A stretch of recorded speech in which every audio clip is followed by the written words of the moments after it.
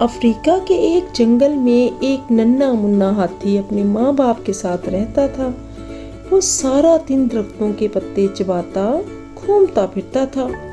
شام کو کسی تالاب یا ندی نالے سے پانی پی کر اپنی پیاس بجھا لیتا تھا۔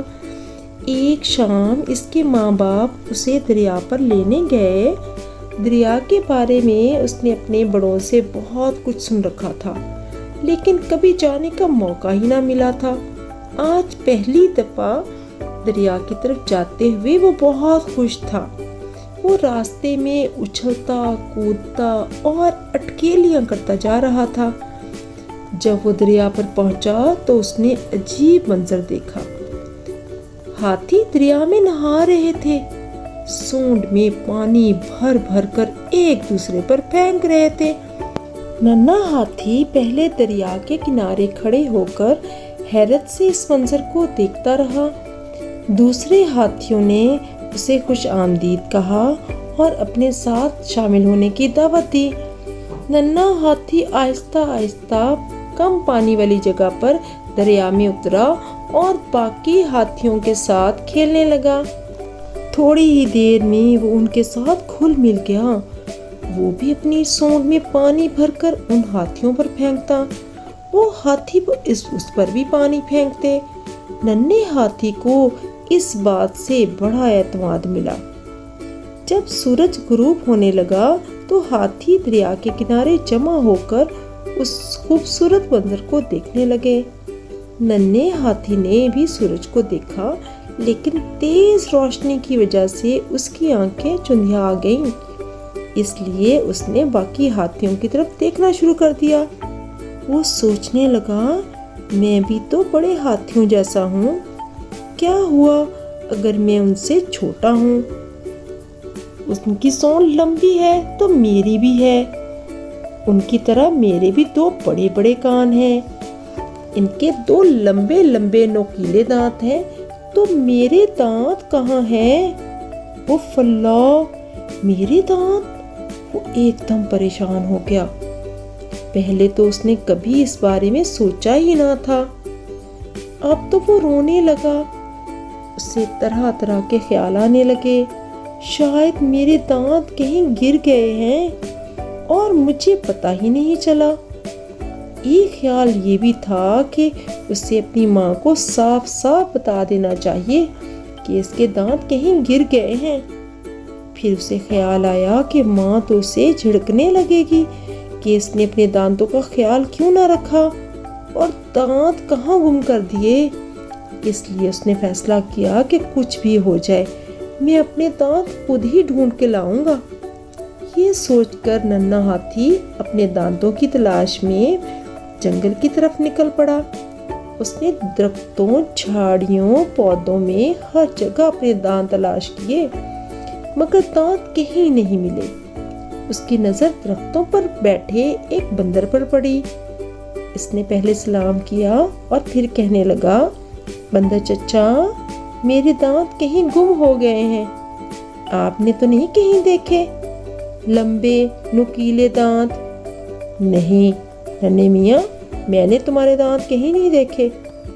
اتنا کہہ کر بندر نے چھلانگ لگائی اور دوسرے درخت کی شاخ پر چڑھ گیا۔ ننھا ہاتھی آگے چل پڑا۔ آگے جا کر اسے زرافہ ملا۔ اس نے زرافے کو سلام کیا اور پوچھا، تایا زرافہ، آپ نے میرے دو لمبے نوکیلے دانت تو نہیں دیکھے؟ مجھ سے گم ہو گئے ہیں۔ زرافے نے گردن کو بلند کر کے وہی جواب دیا جو بندر نے دیا تھا۔ ننھا ہاتھی پھر آگے چل پڑا۔ اب اسے ایک شیر نظر آیا۔ اس نے شیر کو سلام کیا، پھر پوچھا، شیر دادا، آپ نے میرے دو لمبے نوکیلے دانت تو نہیں دیکھے؟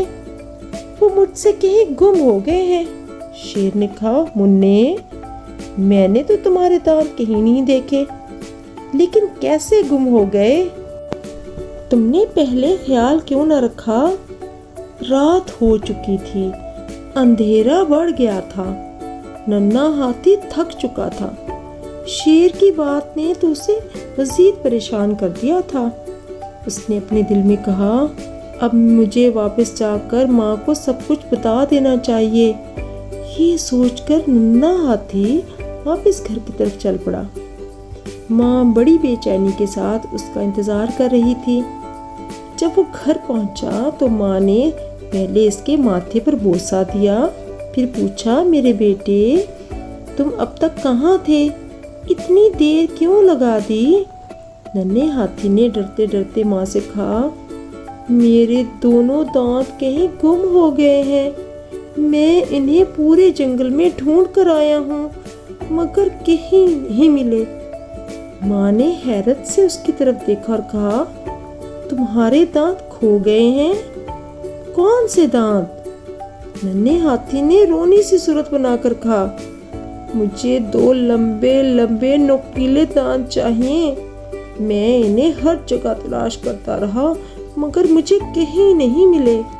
ہتھنی ماں نے اپنی سونڈ اس کی گردن میں ڈال کر اسے اپنے قریب کیا، پھر ایک زوردار قہقہا لگایا۔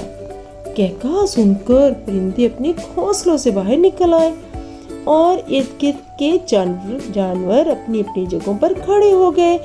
پھر ہتھنی نے کہا، میرے پیارے بیٹے، تمام بچے دانتوں کے بغیر ہی پیدا ہوتے ہیں، جیسے جیسے بچے بڑے ہوتے جاتے ہیں یہ دانت نکلنا شروع ہو جاتے ہیں اور ایک دن اتنے بڑے ہو جاتے ہیں کہ نظر آنے لگتے ہیں۔